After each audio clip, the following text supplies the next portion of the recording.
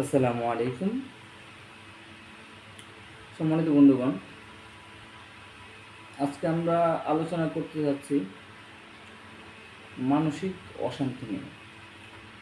আসলে মানসিক অশান্তির হওয়ার দুইটা মূল কারণ আছে।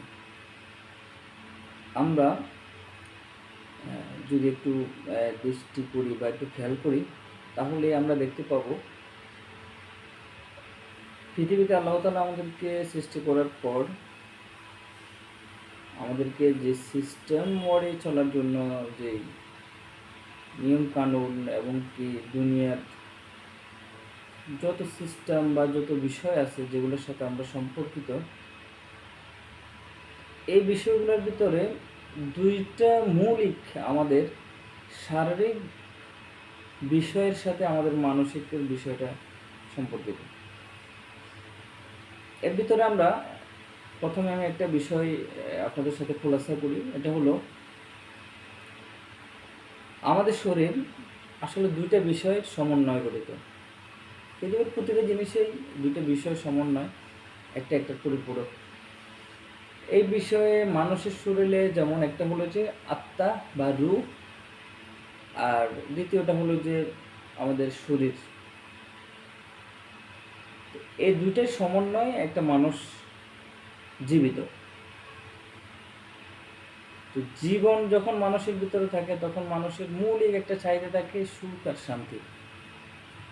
এখানে যদি খেয়াল করি তাহলে সুখটা হলো যে আমাদের শরীরের সাথে সম্পর্কিত, আর শান্তিটা হলো যে আমাদের রুহের সাথে সম্পর্কিত, অর্থাৎ আমাদের আত্মার সাথে সম্পর্কিত। তো প্রত্যেকটা জিনিসের যখন ইনব্যালেন্স হয় তখনই আসলে আমাদের ওখানে সমস্যা তৈরি হয়। তো সেই হিসাবে যদি আমরা খেয়াল করি, আমি আসলে অন্য দিক থেকে নিয়ে আমি একটু আমার মতো করে একটা আলোচনা করতেছি। আপনাদের মতামত জানাবেন আমার আলোচনার বিষয়টা নিয়ে। যেখানে আত্মা এবং শরীর দুইটা জিনিস আছে, ঠিক একই রকম সুখ এবং শান্তি। শান্তি সুখ না, আবার সুখও কিন্তু শান্তির জিনিস না, শান্তি না। সুখ আলাদা জিনিস, শান্তি আলাদা জিনিস। যেমন ধরেন একটা এক্সাম্পল দিই। ধরেন আমার এখানে আমি একটা ফ্যান আছে, ফ্যান দিয়ে চলতেছে আমার, কিন্তু আমার আর একটু সুখের প্রয়োজন। সুখটা কি? আমি এখন আমার রুমে এসি লাগাবো। তো এটা হলো যে ধরেন আমার একটা চাহিদা, আর এটা পূরণ করার পর আমি একটু সুখ পেলাম, একটা সুখ। ধরেন এবার ধরেন আমার ওই রুমে, যে রুম আমার বেডরুম, আমি এসি লাগালাম, এরপর আমি একটা চৌকি বা একটা বেডের শুই, ওটা আমি একটু হাই মানের নিলাম। আমার রুম খুব সুন্দর করে সাজালাম, সব কিছু করলাম, আমার কাছে খুব ভালো লাগলো, সুখ পেলাম। কিন্তু আমি যখন রাতে ওখানে শুলাম, ওই বেডে শুয়ে আমার ঘুম আসে না। এই যে ঘুম, এত কিছুর পরও যে ঘুম না আসা, এটাই হলো যে যেই কারণে ঘুম আসতেছে না, ওটা হলো যে শান্তি। এই শান্তিটা যখন আত্মা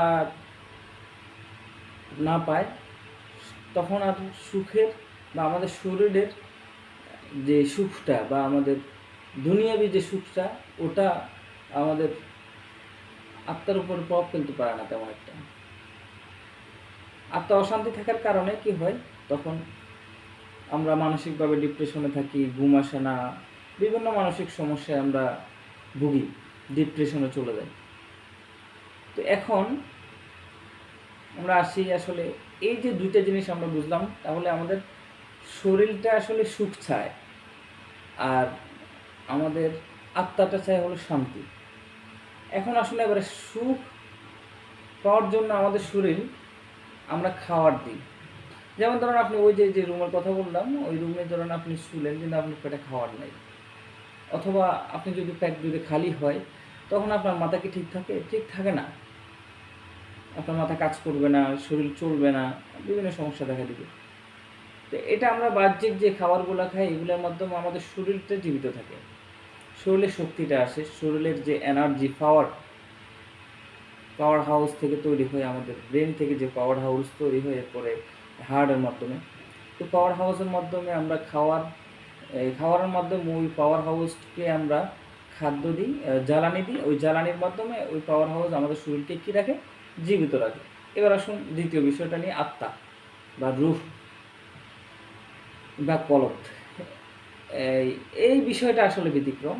এখানে যে বিষয়টা দুনিয়াবি যে খাওয়ার, এই খাওয়ারে রূহ বা আত্মা, এটার ফ্যাট বড়ে না। এটার ফ্যাট বড়ার জন্য এই আত্মাটা যেখান থেকে এসেছে, যেই জায়গার জিনিস, ওই জায়গা থেকে যে খাবারগুলো নির্দিষ্ট করা, ওগুলা হলো যে ওই আত্মার প্রয়োজন। খাবারগুলো কি? খাবারগুলো যে হলো ইবাদত।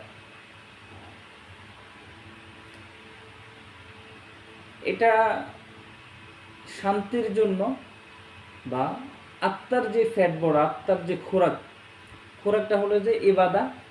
অর্থাৎ আপনি ভালো কাজ করলে তখন আপনার শান্তি লাগবে, প্রশান্তি পাবেন।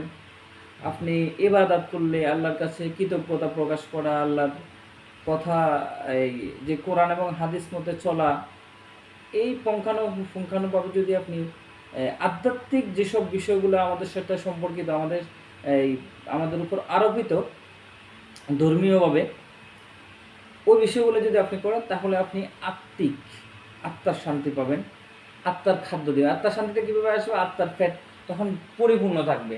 আত্মার খাবারটা হলো যে, তাহলে কি? আত্মার খাবারটা হলো ধরেন এই ইবাদত, সালাত, রোজা, হজ, যাকাত, পরোপকার, গুনাহ থেকে বেঁচে থাকা, জিনা থেকে বেঁচে থাকা, এগুলা যখন আপনি করবেন, তখন আপনার আত্মার ফ্যাট বাড়বে। আর আত্মার ফ্যাট বাড়লে তখন কি হবে? আপনার প্রশান্তি আসবে। দেখবেন আপনি একটা ভাঙা খাটেও আপনি ঘুম আসতেছে প্রচুর পরিমাণে, তারপরে যায় আপনি প্রশান্তি পাবেন, যে কোনো কাজে আপনার কাছে রিল্যাক্সেবল লাগবে। তো এই জিনিসটা আসলে আত্মার খাওয়ার মাধ্যমে হয়।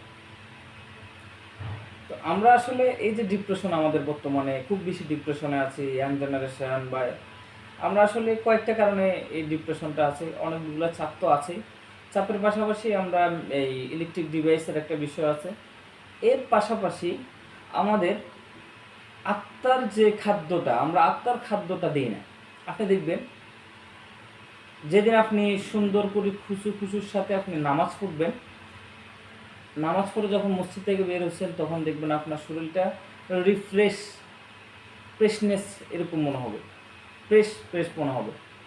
তবে হ্যাঁ, আপনার নামাজটা ওরকম পাক পবিত্রতার সাথে সুন্দর করে হতে হবে, কবুল হওয়ার মতো। কবুল তো আল্লাহ করবেন, বাট কবুল হওয়ার জন্য যে শর্তগুলো আছে, ওগুলো সবগুলো যেন ওই নামাজে থাকে বা ওই ভালো কাজে থাকে। তখন দেখবেন আপনার ভিতরে একটা ফ্রেশনেস কাজ করবে, আপনি একটা আত্মতৃপ্তি পাবেন, একটা শান্তি পাবেন। এটা হবে কেন? এটা হবে যে আত্মা ফ্যাট বুঝছে, আত্মার যে আমরা ফ্যাটে যেমন খাবার খেলে যেরকম আমাদের একটা সুখ অনুভব হয়, একটা ফিল হয় ফ্যাট ফুডে খেয়ে সুন্দর ভালো একটা খাবার, তো একই রকম আত্মাকে যখন আপনি এই খাবারটা দিবেন, আত্মার খাবারটা, তখন আত্মার কাছে একটা ফ্রেশনেস লাগবে। আর আত্মার কাছে যখন ফ্রেশনেস থাকবে, তখন আপনার কাছে ফ্রেশনেস লাগবে। তবে আমাদের যদি এখন ডিপ্রেশন থেকে বাঁচতে হয় মৌলিকভাবে, তাহলে আমাদের প্রথমত আধ্যাত্মিক যে বিষয়টা, আধ্যাত্মিক খাবারগুলো আমাদেরকে খেতে হবে। আত্মার জন্য আমাদের আধ্যাত্মিক খাবার লাগবে, আর শরীরের জন্য আমাদের পিওর শক্তিশালী খাবার লাগবে, যা ন্যাচারাল। সবাই সুস্থ থাকবেন, ভালো থাকবেন। আসসালামু আলাইকুম।